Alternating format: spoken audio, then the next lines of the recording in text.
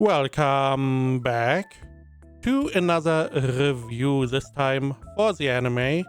I made friends with the second prettiest girl in my class, which had 12 episodes and was airing in spring of 2026. Synopsis on any list. Maki Maihara, the class outcast, finally makes his first friend, Umi Asanagi, the second prettiest girl in class and the center of everyone's attention. He's convinced she's out of his league, but as their unlikely friendship grows, Maki starts to wonder, could there be more than just friendship between them? Now this is a romance paired with some drama, not really comedy like other ones. So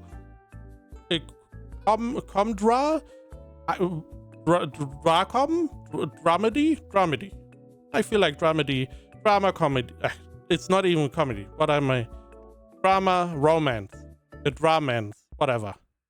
Now, as is stated here, our main character Maki Maihara on the left becomes friend with Umi Asanagi on the right. Now, Maki has the apartment. Every Friday he has an apartment for himself, in which he then buys some pizza, as you see here, some crisps, some cola, and he just plays games and has a good old time. It's a relaxing day. Now, as he becomes friends with Umi, they get closer to one another, and then she intrudes on that Friday, and they then spend those Fridays together, playing games, watching movies, eating pizza, as you see here. And this is when, as the romance is, they slowly but surely get closer to one another. Feelings develop or start developing. And we slowly start to get into some kind of relationship. Now, the drama part. I am not really a fan of romance drama, because in most cases the drama is what I see as like stupid drama. It's not really written well. It's most of the time like someone is saying something, or there's a misunderstanding, or someone is taking something the wrong way, but instead of clearing that up, they just leave it in the room and they don't go after them, and it's like it doesn't feel good, doesn't really make it interesting. I do not like those kinds. However, in this show we don't have that, because the drama is not really about the relationship that these two have. It's about additional stuff. We have some drama surrounding Umi, and we also have some drama surrounding Maki. And I find that a lot more interesting, because this is one of the reasons why these characters are a little bit like they are. As example, Umi, she's the second prettiest girl in class. Now, the prettiest girl is someone called Yu, and Yu and Umi are best friends.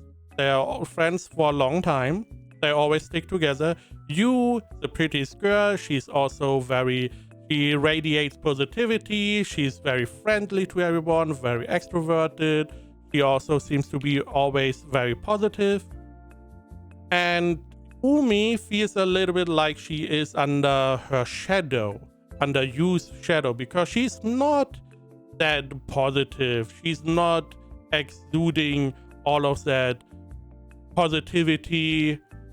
She is still a very pretty girl. I mean, all of them are pretty essentially, because anime.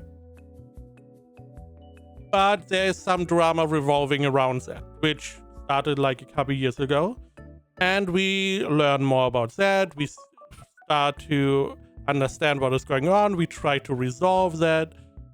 Something aside from the romance, which also makes clear why Umi behaves in a specific way, why she, as example, doesn't want Maki and Yu to meet, even though Yu is a very good person. But Umi has her own reservations about her meeting, her new friend in Maki. On the other hand, Maki, his parents newly divorced, or like divorced a year ago, and he's now living with his mom, and naturally this is not going to be easy to digest. So we have stuff around that where he, we see him living with his mom, we see him meet with his dad every now and then, and we uncover more stuff and we try to resolve that as well.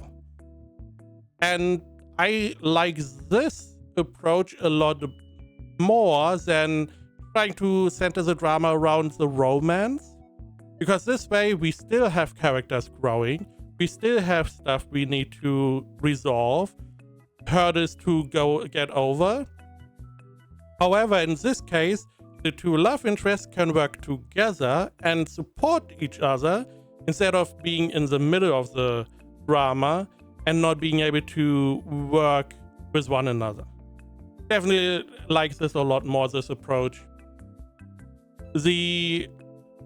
Romance, it's growing, they get closer. It's a typical romance. The art style I really like. It's hard to really state why exactly, but I just really like the use of the colors, and it somehow looks really good to me. Can't really tell you why. Animation is good. I like the characters. I like especially Nina. Now, you and Umi are friends, naturally, best friends, and Nina is like the third person in the friend group. Now we get to know a lot about Umi, we get to know a lot about Maki, even you has some focus.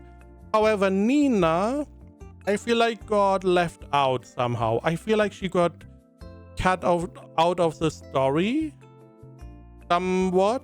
I don't know if the original has her more prevalent, but she is someone who has more experience in relationships, and she also has no problem talking about more adult kinds of topics, which I do like having a character like that in the show.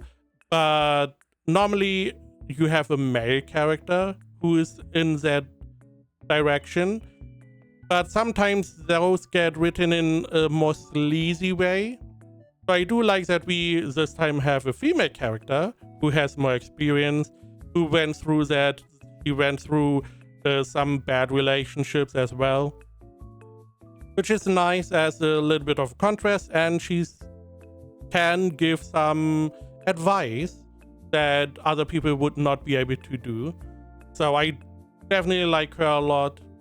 I like the other characters. I like the parents of Umi, the parents of Maki. The whole situation there, I can understand what is going on, and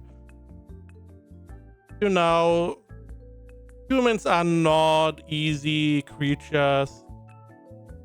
Stuff happens. I really liked the idea of the drama. I like the characters. The romance, I'm totally content with. Overall, I felt this was a pretty good show. So let's see what other people say. Now, AniList has it at 80%. My anime list at 7.98 with 27,000. That is a good rating. And I would also say it's an 8 out of 10. It's a good show. I really enjoyed it.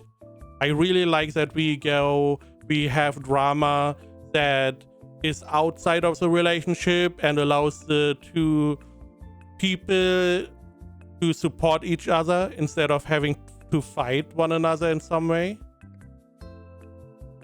Very enjoyable show.